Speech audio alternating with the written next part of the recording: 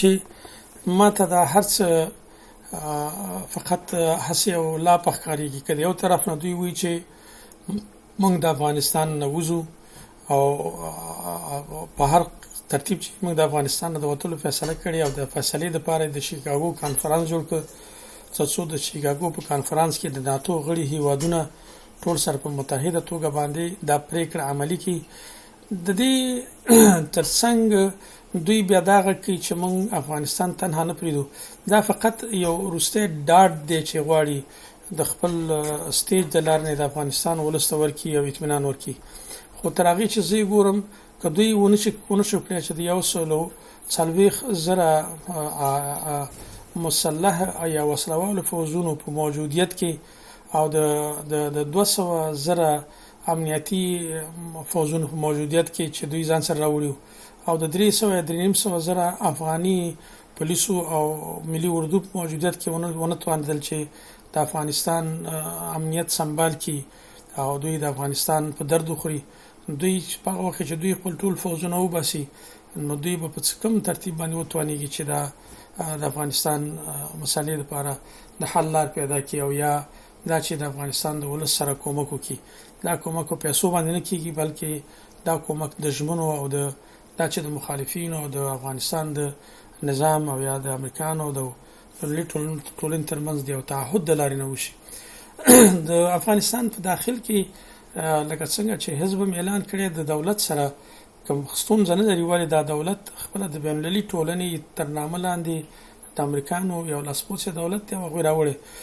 من مشکل دا دی چې که چېرته په افغانستان کې د دایمي حل لپاره د بین المللي ټولنې یا امریکانو او د مخالفینو ترمنځ داسې یو تعهد وشي چې هغوی د افغانستان نه ووځي او افغانستان سره د اقتصادي بلا شرطه اقتصادي کومکونه وکړي او افغانستان ته د یو نظام د ورکولو ژمنه وکړي. په هغه صورت کې موږ یو چې دوی افغانستان ځان ته نه پرېږدي. اوس خو د افغانستان ځان ته دا د پرېښود اعلان یې وکړ چې موږ وځو او دوی خپله ولسمشر اوباما وایي چې موږ دې ته نه ګورو چې افغانستان ښه کېږي که بد کېږي خو موږ د افغانستان نه وځو. د دې معنا څه ده؟ د دې معنا دا ده چې نور دوی په افغانستان کې د ټینګې نه دي او دوی د افغانستان نه په هر ترتیب چې وځي. که څه هم ولسمشر کرزي په دې ورځو کې چاپېره دی زیات شمېر ستراتیژیک تړونونه امضا کوي د دې لپاره چې د امریکا سره د ستراتیژیک تړون هغه زخم باندې ملهمې ښي او د افغانستان د ولس توجه نور طرف ته اړولي. غواړي چې ستراتیژیک تړونونه وکړي چې تاسو یاد دي د هند سره ستراتیژیک تړون وشو، د انګلیسانو سره د ستراتیژیک تړون مسله مطرح ده، د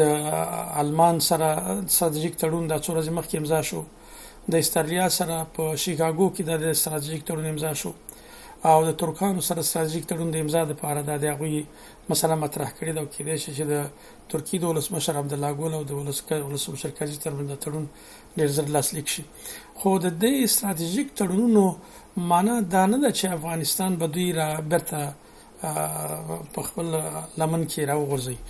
بلکې که چېرته دوی د افغانستان نه په همدغسې ورخطایي حالت کې لکه څنګه چې روسان ووتل د افغانستان نه وځي، د دې معنا به دی چې نور افغانستان نه دوی خدای پاماني وکړه او افغانستان او افغان ولس پرېښود او دا به د خپل منځي جنجالونو یو بل توفاني چې په افغانستان کې به راځي او الله دې نه کوي افغانستان ولس به بیا یو د بل سر لاسو ګریواني او دغه مافیایي کړۍ چې تر اوسه پورې د افغانستان د ولس وینې زبېښلي وینې څکلي او د افغانستان نه دارایي او هر څه ایستلي، دوی به د خپلو پیسو سره د افغانستان نه وځي او افغانستان به بیا په یو کنډواله باندې بدلېږي او دا به ډېر بد تاریخي. ولې زمونږ د ملي اردو پیسه کې هم دا هر ورځ موږ لولو چې نه د ملي اردو نه خلک مطمئن نه دي، خو خپله د ولس اطمینان دی د پولیسو نه د ځایي پولیسو نه او د ملي اردو نه. حتی بعضې نو کې داسې راپورونه شته دی چې زمونږ د افغانستان ملي اردو چې یو څو خاصو قومي عصبیتونو باندې جوړه شوې هغوی کله چې د مخالفو قومونو ځایونو ته ورځي چور چپاول کوي د هغلته بې عفتي پیدا کوي. حتی بعضې خلک د امریکایانو په تګ باندې دومره نه خفه لکه څومره چې د خپل ملي اردو او خپل ملي پولیسو په تګ باندې خفه. نو په دې اساس باندې دوی اعتماد هم نشته چې خلک په اعتماد وکړي. داسې ماته برېښي چې افغانستان نو بیرته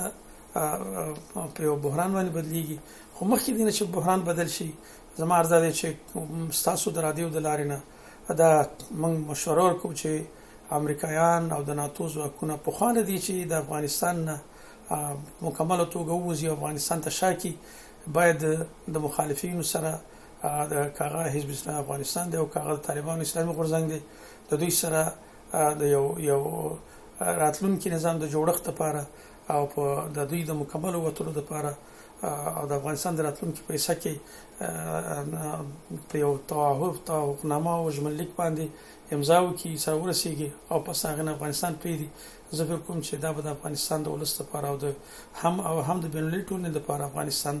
د خیر او برکت ما نه بیګا یو چا سوال وکړ چې کچیرته